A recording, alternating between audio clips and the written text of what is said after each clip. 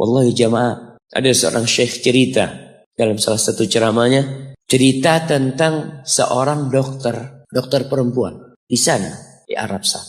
Ada seorang anak lelaki bawa ibunya masuk ke dokter ini, subhanallah. Ibunya ini gila.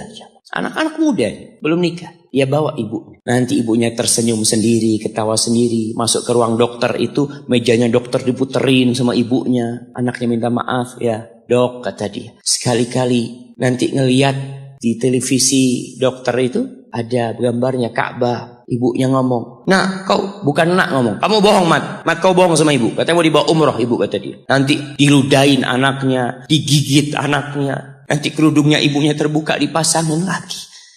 Itu dokter tanya sama anaknya, ini siapa? Ibu anak, kata dia. Sejak kapan dia seperti ini? Sejak lahir. Loh, terus gimana engkau bisa lahir?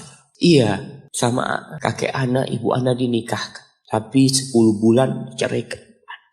Ya karena seperti ini Pak. Anak lahir dari rahim ibu. Dan seperti ini kelakuan. Iya, kata dia.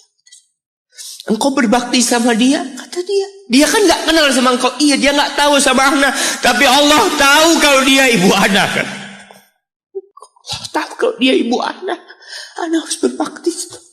Ditanya, ibumu sakit apa? Ibu kena gula, kata dia.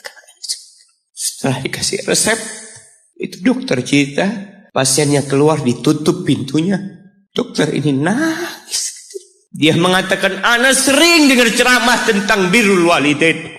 Ana sering mendengarkan tausiah ustaz tentang berbakti kepada orang tua. Tapi ana baru sekarang melihat kebaktian seorang anak sama orang tuanya. Ibunya gila, dia tetap berbakti. Dan dia mengatakan, iya ibu anak gak tahu sama anak, tapi Allah tahu kalau dia ibu anak. Dan yang ngasih wasiat supaya kita berbakti sama orang tua itu Allah, jemaah. Apapun yang dilakukan orang tua kita, apalagi ibu. Allah katakan, hamalathu ummuhu kurha wa wada'athu kurha. Ibu kita, hamil kita itu dalam kondisi yang sulit. Ada ibu yang harus bed rest demi anaknya lahir. Demi kita lahir, ibu kita itu bed rest. Capek dikit keluar darah. Ada yang harus hamil kita dalam kondisi dia ditinggal sama suami.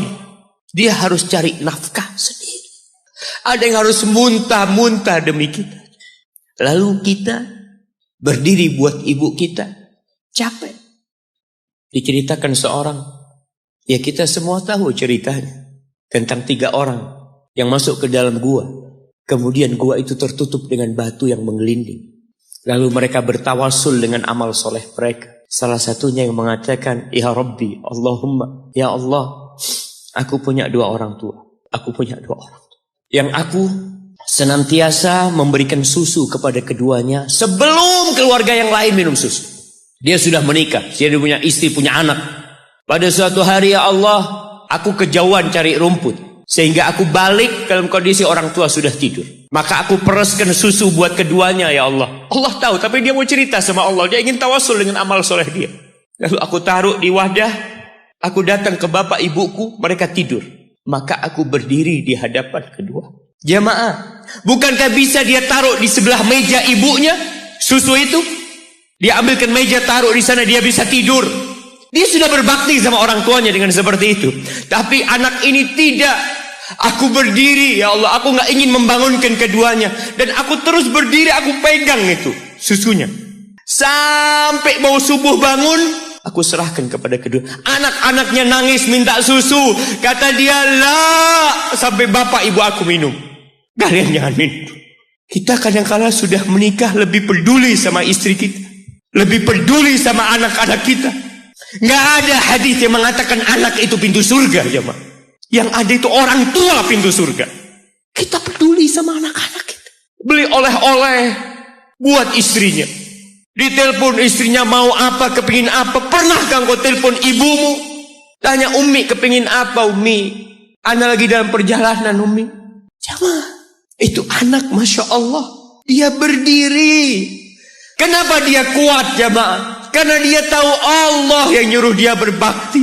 Mungkin tidak ada yang melihat berdirinya dia. Tapi Nabi ceritakan berdirinya dia. Dari malam jamaah sampai pagi. Berapa jam dia ingat, ibuku hamil aku 9 bulan. Capek